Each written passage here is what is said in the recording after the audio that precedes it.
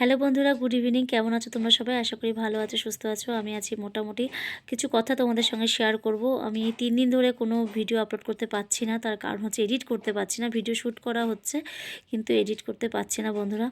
তার কারণ যখন ভিডিও আসবে তোমরা নিশ্চয়ই দেখতে পাবে যে কী পরিমাণে পরিশ্রম আমার সকাল থেকে রাত পর্যন্ত। নিশ্চয়ই আমার চোখ মুখ দেখেও তোমরা বুঝতে পারছো। মা নেই বাড়িতে, অনেক দিন ধরে 2 সপ্তাহ ধরে মা নেই বাড়িতে। মা অসুস্থ আছে চাঁদপাড়ায় গিয়ে। তো এখানে আমি একা, প্রেশার পড়ছে প্রচুর।